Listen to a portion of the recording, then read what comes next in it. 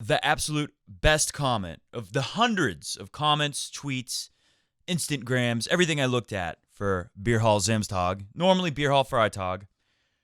Pablo Fernandez, Matt, as much as you are an absolute great host and going to be crazy entertaining for us for many, many years, this was tough to hear, my guy.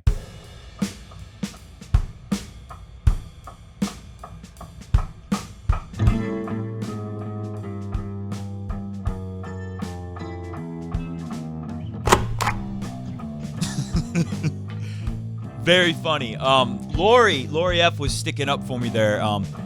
Lori and anyone else who doesn't understand what that joke is there, that's exactly what Kyrgios said after he saw El Chapo do the rap, after I did my Chapo rap, my version of it, which many people are saying is better. Many people. Pablo Fernandez over here had a classic line. Anyways, you see the funny German Cup. You see tonight's edition is brought to you by Vorsteiner, one of my favorites.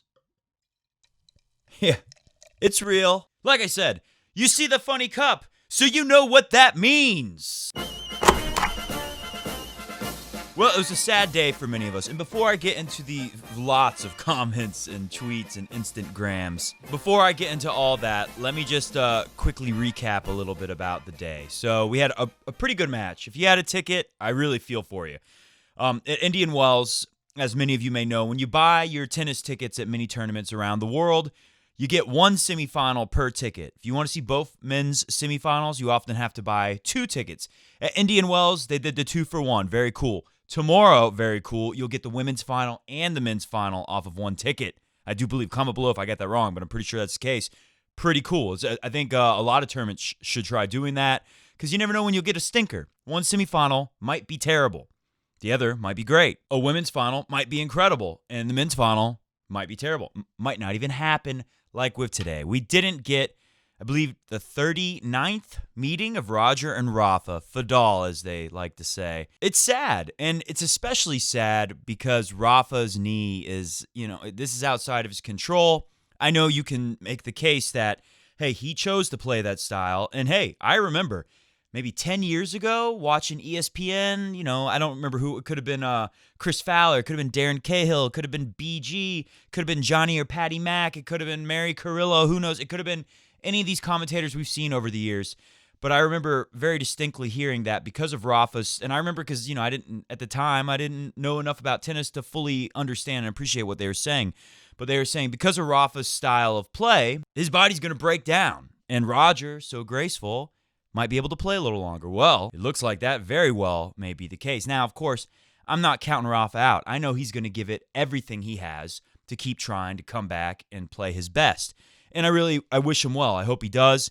In the spirit of BierHallFreitag, BierHallSamstag tonight only, I've got my Twitters right here for some tweets, and I just looked not too long ago, some tweets came in. And first was a retweet I saw from Nick McCarville. He's ATP WTA guy. He does like player interviews on the smaller courts a lot. He's like a player media liaison kind of guy. Anyways, he tweeted out, Federer says Nadal sent him a text to tell him he was pulling out of the BNP 2019.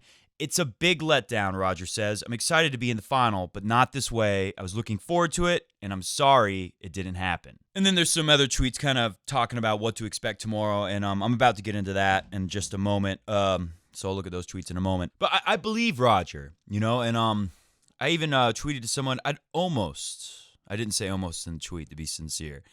I would almost rather see Rafa beat Roger than see either one of them, struggle like this with injury. And I've dealt with the same kind of the patella tendonitis, the pain under the kneecap. It's horrible. I'm not saying I've had it as bad as Rafa. I'm not saying matches I play are anywhere near as important as Rafa's matches. But, I play a lot. We have a lot of league matches around here. People get real serious in the Atlanta area about their tennis, and I've played some pretty competitive matches. And I've had it happen in mid-match, especially doubles. It's the worst because you feel like you're letting your partner down, and you just can't push off. You can't really go after the ball, and if you can't move, you can't hit the ball, and you're really scared to try to test it because you wonder, am I going to make it worse? It hurts. That's one thing to deal with pain and just play through it. But if I really go all out and play like I normally would, am I going to mess my knee up forever and have to like quit playing tennis? None of us want to do that.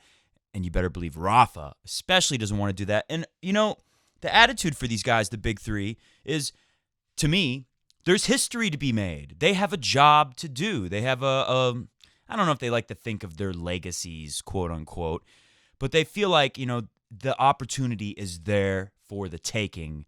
And Rafa right now, he can't take part in that. He can't take part in that tennis history that him and his big three compadres, even with the coup and everything, you know, him and Djokovic and Federer, they have something in common that's pretty rare on this planet.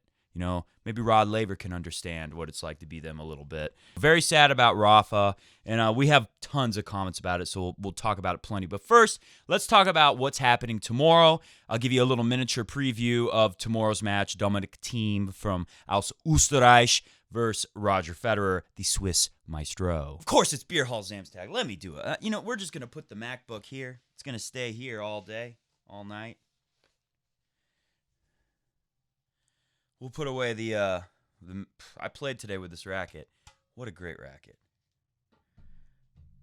I hit some serious aces today. I think watching Raonic. Raonic has a great serve. And to me, it's almost like, I don't know, it's a tough call. Because you think about the last time, Roger freaking crushed Dominic Thiem at the World Tour Finals. Just last year, November. Very recently. It might be on his mind a little. And, you know, this court should be slower, we would think. This is a slower court than the World Tour Finals. Has to be. So, about the Dominic Thiem matchup. First off, let's just look at a couple stats with Raonic. Plus 23 in the winners to unforced errors for Milos Raonic. 58 winners on 35 unforced. And only plus 16 for Dominic Thiem. 25 winners on 9 unforced errors. Pretty clean from Dominic Thiem. But the story to me is the net. In a long match, where Raonic was coming to net 62 times, Thiem only came to net 10 times. Yes, he does not like to go to the net. Maybe even less than Hubie Hurkacz. Serve points, pretty close, 80 to 79, 110 to 104. So Raonic hit a few more serves. Total points won, like I said, 8 points were the difference in this 214-point match. But to me, one of the things I noticed in the Nadal, this is the thing I talked about in the video I deleted this morning, podcast. Nadal-Kachanov match where a lot of times Kachanov saved himself, like on break points, by coming to the net. And sure, you know, Rafa was way out of position. He's way back in the court. These were easy volleys to make. And Kachanov made these volleys, and they kind of saved the day for him. But at the same time, and I want to say it was in the tie breaks, both tie breaks, I think this happened. Rafa was clutch. He was good. And it was pretty amazing how he played through the pain. And I wasn't quite sure he'd be able to hang on in that second set. But there were times where Kachanov came to the net and could have finished and could have won, could have beat Nadal, and either missed the volley or hit a bad volley, hit a volley that Rafa could easily get up there and put away. And, you know, maybe that's the deal here. Raonic, 38 for 62. I mean, that's over 50%, but he needed to make more of those. How about just 8 more? Then maybe he wins the match. Then maybe he has 111 and Dominic Thiem wins 103. So I think a big deal here for Roger is he would have been good against Rafa coming to the net, and he's going to be good against Dominic Thiem. And I'm going to show you a clip in a second of Dominic Thiem's service return positions. This is Dominic Thiem returning serve from the fence. Oh, that is beautiful. And that's a beautiful volley from Milos Raonic there, and Roger Federer can hit it just as well, maybe better. And I think that's gonna work really well for Roger tomorrow. Now, look at this though. So here's another one. And I think the audio goes out, so I apologize. There won't be any audio. I don't know why it went out. No audio here, but you don't need audio to see this. Look at this. Now, one of the things the commentators said on this clip, that I don't have the audio for you, right about here, they're going to show it's still too high. The commentators were saying it's still just a little too high, that ball, for the one-handed backhand. It made it tough on him. And, you know, and he ripped some from back there. He made some look great. And, you know, I don't know. You can play like that if you want. I wouldn't do it, even against Raonic serve. And here's some proof that, it doesn't have to be that bad. So just let me point it out. The dude's standing at the fence. The idea of this is the challenge of playing Rafa on high bouncing surfaces. Unless you're a big, tall guy, then it's not as effective. Like we saw with Kachanov. Kachanov didn't have to get so back Just on rallies I'm talking about, not serves. Khachanov didn't have to get super far back to let the ball come back down into the strike zone like we saw with some shorter guys like Shorty D that Rafa had to play this week. Khachanov could kind of hug the baseline and dictate play because it was always in a strike zone. Just like I was saying, John Isner would have had an easier time dealing with Rafa than most players. Same went for Khachanov. He's a big, tall guy, big monster. But my main point is Dominic Thiem all the way back at the fence, and that kick serve from Raonic, because that was a second serve, I'm pretty sure, so it's a kick. It's got to be a kick. It's super high. It's still above his shoulder, even at the fence, with all that time for it to come back. I mean, look, Dominic Thiem, he's kind of a one-dimensional player. Obviously, he could still tweak things and get some more out of himself, but we saw at the World Tour Finals, he tried to play a little closer to baseline, and it was not good. He really struggled. So he's a creature of clay. So look at this. Here comes the second serve. First serve, he's at the fence. Look where Dominic Thiem is now. We'll clip in right now. Dominic Thiem is on the baseline. Who is he, Roger Federer? Look at this. There you go. There's the Federer block. It's not as nice looking, but it worked. It worked. Why didn't he do that more? Because look what happens on the next point. It's all the way back here again. And he almost freaking makes it. All right, so that's enough clips. I don't want to get in trouble with anybody. Where's Dominic Thiem going to return the Roger Federer serve from? If he stands that far back, Roger's going to have a lot of fun coming to net, serving and volleying. It's crazy that he's that far back. And sure, maybe he'll knock down a couple shots. I mean, it looked like that last one. Did it go around the net post? I don't remember, but you know, if you come to the net, yeah, that's probably going to work if it lands. That one didn't land. I think he does nail one later that lands on the line. It's pretty awesome. Roger Federer will let Dominic Thiem have those. Yeah, you can get your 3 points off of that. You're not going to break my serve one time doing that stuff. This is from Omkar Sidhai on the Twitters. Matt, I see Thiem is winning. He's a tough nut to crack on slow courts. I would have preferred Raonic actually against RF in that final.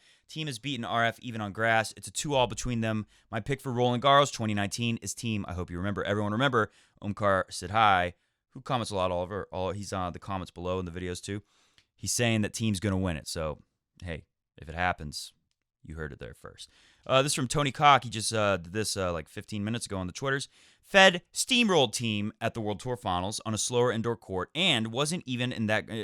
And, you know, most people, World Tour Finals are pretty fast, but if I remember correctly, it was a little slower this year than we had been hoping for. And wasn't even in great form. Lost to Sasha Zverev.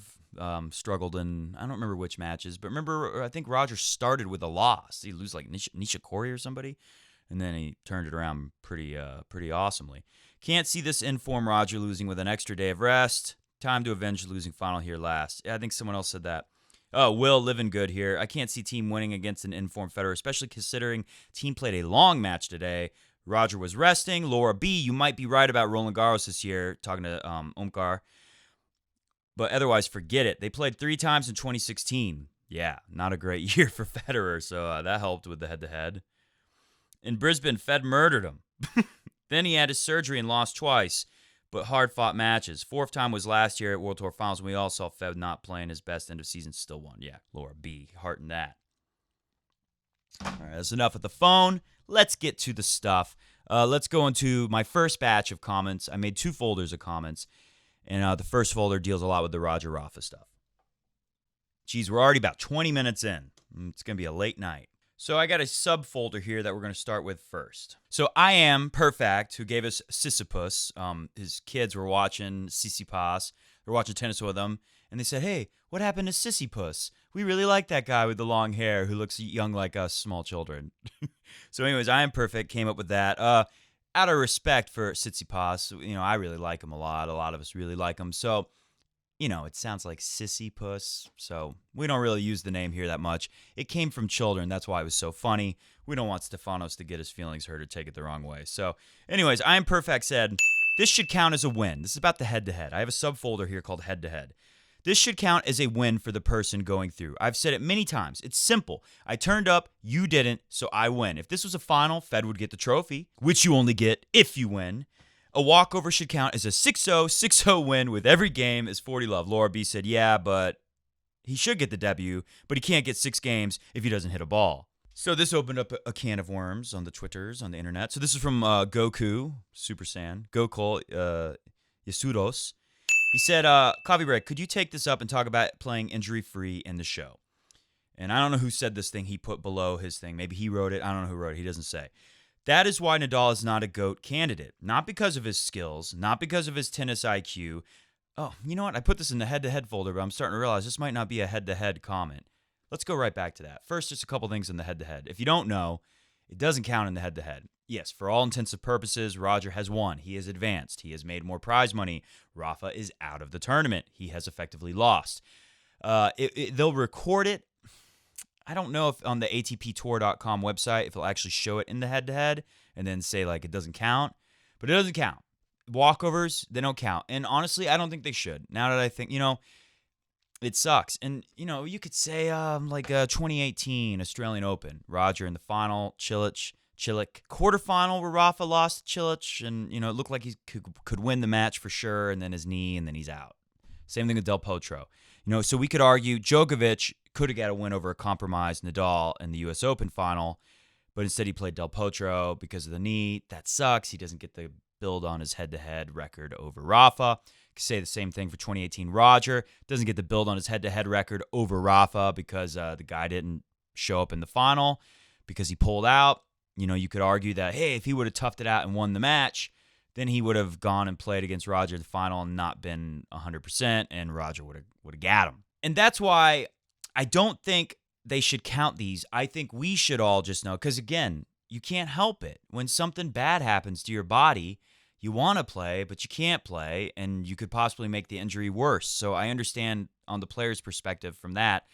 And that's why we should all know as smart tennis fans. I often say that Coffee Break Tennis, fastest growing tennis talk show in the world, has the smartest, highest tennis IQ tennis fans in the world in our audience. And as those smartest, highest tennis IQ, high intelligence tennis fans, we should kind of know that head-to-head isn't everything. You got to look at the body of work. When we're talking about GOAT debate especially, that's why I put this in here, because it's about GOAT debate. So we'll get to Gokul's.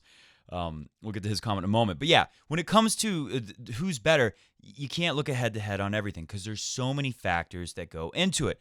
Another thing with Roger is he's older, so he's beating up on Djokovic when he's younger and Djokovic is too young. And then when Djokovic is still like in his prime and Roger gets older, although Roger looks pretty good as he gets older, you could say, oh, those matches don't really count. They get an asterisk. Or all the matches where Roger's beating Agassi and Agassi's like all old and hurt, It's just, there's so many little factors like that. Or walkovers. Like, well, Roger was going to kill Nadal, but Nadal, it was a walkover. He didn't even play. This is the first time in the Fedal history. Comment below if I'm wrong, but my understanding is this is the first time there's been a walkover in Roger Rafa history. So there's something to say about that. It's not too big of a factor here. But, we could say, like, how many times did Rafa lose early on grass and Roger didn't even get to play him? How many times at clay tournaments, the French Open? How many times could Roger have just lost early and not played Rafa? Are we going to hold it against Roger that he kept making it to the finals at these clay tournaments and being the second best player in the world on clay by far? We're going to hold that against the guy and say, oh, Rafa's better than you? No, he showed up. So, again, whether you're arguing on behalf of Joker, Roger, Rafa, head-to-head, not a great indicator. You got to look at everything. Grand Slams, I still think, is the best indicator. After all three of them are retired, all will be revealed. All right, so back to this. This is why Nadal is not a GOAT candidate. Not because of his skills, not because of his tennis IQ, but his technique is too much on the body. All these years, all these grinding sessions, all these rallies, and running without hitting the ball with a motive to end a point cost him his knee. Sure, he will come back stronger, but Grand Slams alone cannot decide the GOAT candidate. Federer is GOAT because of his playing style too. His consistency at this age, winning big titles, staying healthy, his techniques and footwork all make him the greatest to have ever picked up a tennis racket. Nadal is the best on clay, but never the overall GOAT. Djokovic too, for the same reasons. So there's some aspects, some stuff to this that I kind of understand, I kind of like. Okay, sure, I'm always gonna enjoy a sentence like Federer is GOAT because of his playing style, his consistency at this age, winning big titles, staying healthy, his technique, footwork, greatest to pick up a racket. Yeah, I can get behind that, but that's not the whole thing. Grand Slam tally, I think, is our best measure, and of course, it's not the best if we go back in history with you get the open era, the closed era, the amateur. By the way, I've been reading Bud Collins' History of Tennis book. It's very good. It's very interesting stuff. I don't like the argument that because of the way you play, the grinding sessions, like, sure, maybe Rafa should have learned to try to finish points sooner, earlier in his career. It would have helped him. I think he'd agree with you on that. We're not going to hold it against him. However you play is however you play. Now, if he can't get as many majors as Djokovic and Federer in the end because his body fails him, yeah, I mean, I guess that's his fault to some degree, but what if he racks up so many so fast that he became GOAT that way? You know, a lot of people thought that was going to happen. I'd say when Rafa won the U.S. Open in 2013, I remember my friend, B-Money, Brian, he said to me, mark my words, Nadal's going to be the GOAT now. He's going to get the most. And it certainly looked like that, and then a lot of struggles happened that people didn't see coming. A lot of Djokovic winning happened that people didn't necessarily see the lockdown like that. And then Roger coming back in 2017. No one saw that coming. So, look, it's not over, and you don't hold it against. Look, yeah, most people want to buy tickets to see Roger because his style is more pleasing to the eye than Rafa. You know, we like to see Rafa because of his heart, his fight. Anyways, I've gone along with this, so that's enough about that. But comment below what you think about that. So, comment on a show about comments. Naveen says, not a head-to-head if you haven't played, in my humble opinion. And yeah, that's what I'm saying. I know, as a Fed fan, trust me, I want to see that 23-15 head-to-head keep going in the Federer direction. I want to see Federer be the first. Because you realize this? No one's ever won 6 in a row in the Fedal rivalry. 5 in a row is the best Rafa or Roger has done. So yeah, I want to see those things, but I don't think Roger wants it either. If it's a walkover, it doesn't really count. For the longest time, I didn't understand this rule, and I thought that Djokovic only had a winning head-to-head when he was only one ahead over Roger because of that World Tour final walkover after Stan got mad at Mirka. You remember all that? And then they won the Davis Cup right after. And for the longest time, I was really bitter and kind of like anti-Djokovic. Don't tell Mr. Goat, who's hiding over there somewhere. I was really anti-Djokovic because I was thinking, like, that's BS. He has a winning head-to-head now over Roger. They should be tied. And anyways, I didn't realize they weren't counting it. I was just so mad about that. So, hey, I can't have it both ways. Oh, they're playing her catch. Who be her catch and Federer's on. Woohoo! All right, let's run. I'm ready to go to bed, and I still got to edit this. So let's just run through this stuff like fire. I mean, we're going to run through like 15, 20 comments real fast. It's from Jens. Aside from Djokovic, would you say Rafa is still the ultimate grinder, or have some younger, more efficient grinders now have emerged? You know, when Rafa's knees bothering him, he's not the ultimate grinder. But yeah, Djokovic, Nadal, they're the ultimate grinders. Andy Murray would still be right there as an ultimate grinder. A lot of people say Felix Auger-Aliassime, the athleticism he has, that you could put him up there as a Rafa, a Djokovic style grinder, but he also has like a lot of offensive firepower too, which makes him such an exciting young name. Let's move on. Ferdus Alam says, the question is, will Roger successfully bring back his 2017 lethal weapon backhand in semis against Rafa? His backhand isn't existent anymore. I wouldn't go that hard on Roger. The backhand's still good. He's still hitting a lot of great shots with it. I think a big thing from Roger right now is the forehand was a problem last year. So I don't even think it's about avoiding the backhand so much. I think Roger's just really trying to go after his forehand and get it ready to win Wimbledon. Don't forget, the forehand let him down in that Kevin Anderson match. I think Roger's just, my backhand is my better shot, and my forehand kind of falls apart in my matches. So I a lot of times the smart thing for me to do if I want to just win a match is probably hit more backhands. But I go after a lot of forehands because I want to tighten it up. I want to get that forehand clicking because then I know I'm going to be really tough to beat. I got a pretty good serve. I got a great backhand. If I can get my forehand working and dictating play, I'm going to be really tough to beat. So I understand that, and I think that's what Roger's going for. I don't have proof or anything. Remember that in the first game of Roger serves at 30 love? Her catch just whiffs at a serve return. I just saw that. Okay, so there was a long... I thought I had only so many comments, but some of them are pictures of like 8 comments in one. So let's run through them. It's from Rick Freehan on the Instagrams. Hi, Matt. Always look... And by the way, when I'm editing this, I might just... Oh, we need more beer. I might get exhausted and just say, screw it. You don't have to see the comments. You can just hear me read them. So they might be on the screen. They might not. We'll see. I like them on the screen. Hi, Matt. This is from Rick Freehan. Always looking forward to your videos. Great work. Do you know why Rafa is never injured during the clay season? Injuries should come somewhat randomly, right? Does that suggest there's a mental component to the injuries? So my response to Rick Freehan is, the interesting thing to me, so everyone says, especially older people who only play doubles, clay's better on the joints. To me, I haven't played on clay nearly as much as I've played on hard court, so I'm kind of uncomfortable just moving on. Like, I slide on hard court sometimes. I can't really slide on clay, green clay like we have here. I don't think it's as slippery as red clay. I don't slide as much. I feel very uncomfortable, so it doesn't seem like a lot better to me. It always seems like weird movements I'm making that feel uncomfortable, and I get more sore in weird ways. Rafa obviously loves it. I don't know if it doesn't affect patella tendonitis, which is his main problem. Roger had, I think, a meniscus repaired, a surgically repaired knee. Pierre Paganini, the Federer trainer, said that basically when you go in these sustained slides on clay, it's vibrating stuff inside the knee, and that's bothering the surgically repaired Federer knee. Apparently, it's fine now, and that's ultimately a part of why he decided to play on clay this year. So why does it not happen to Rafa? Well, I think it's just not as hard on. And again, think about how Roger and Rafa play. Roger moves a little more smoothly and gracefully on the hard court. Rafa is kind of banging around on that hard court. It's harder on his knees than on clay. He can make it through more clay matches than he can hard court matches. That's the bottom line for Rafa. Oh, Ken Meissen wrote to Rick Freehan, it's tendonitis and flares up especially on hard courts because of more strain on the knees, so it's not random. So yeah, tendonitis, you're going to flare up from more impact. It's going to be easier on the tendonitis. And then I guess with Roger, because it's a surgically repaired knee, which is a different deal, this suspended, extended vibrations, not good. Mr. Mirven, kind of upsetting that we won't be able to see our first Fedal match in over a year. I guess the silver lining is that Federer has a greater chance of winning a tournament now. Rio Fudo, it's sad. It really is sad. And plus, it just really seemed like Roger was going to win, no matter, even if Rafa was healthy.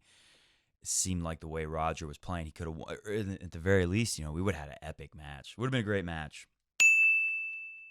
Arun184, you. Exactly what he said. It was a chance to catch up in that head-to-head, but Rafa did the right thing, looking for the future. Yeah, good point. Average Indian, god damn, really wanted to see that one. Damn. Michael, giving him a chance, become the 101 man titles. ML Tennis, this should count for Fed's head-to-head. Well, I think we said enough about head-to-heads tonight. Mr. Goat's giving me the hurry-up sign. Very musical. Let's sit back and relax on BierHallSamstag. It's from Ollie Payton.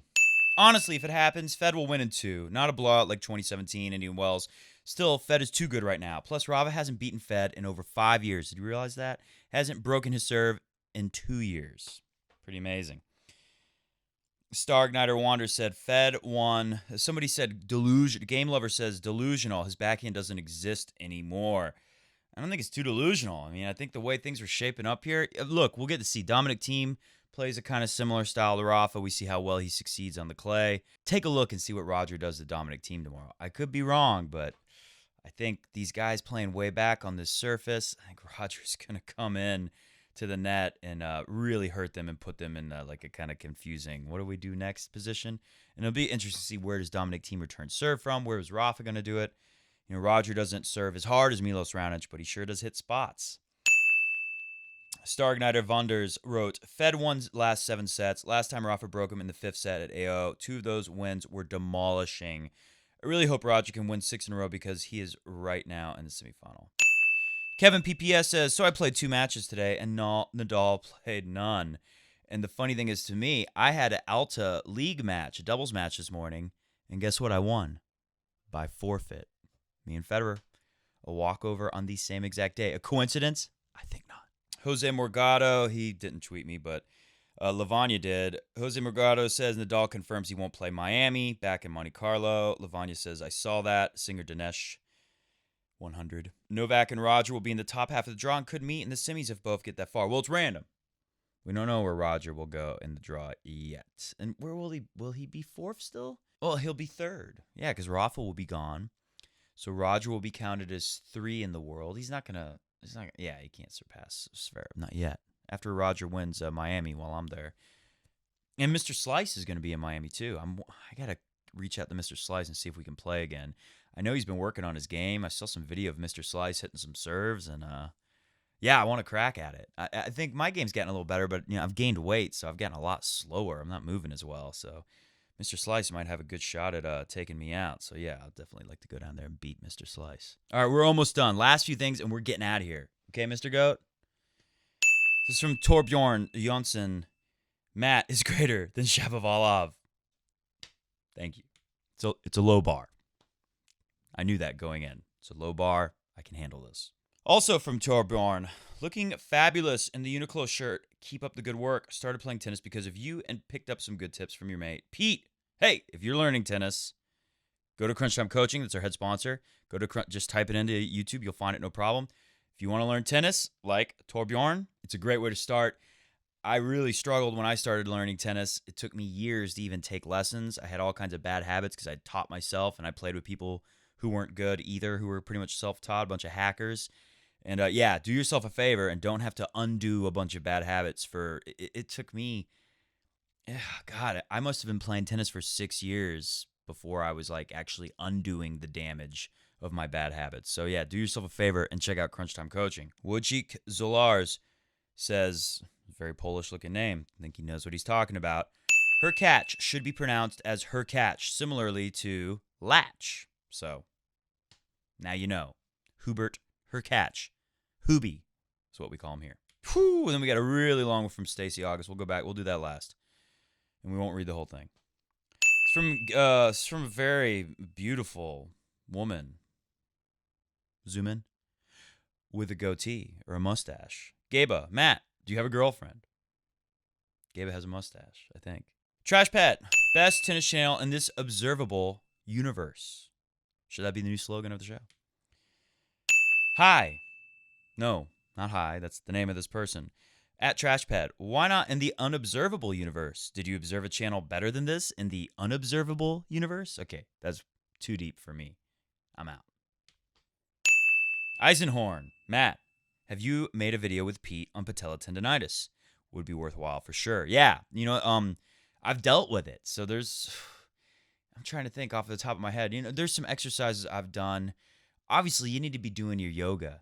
Do a lot of yoga if you want to keep that stuff away. I'm sure Rafa's doing some yoga. He's doing everything he freaking can, and it's still happening. I mean, if you play as much tennis as hard as Rafa does, it might be unavoidable.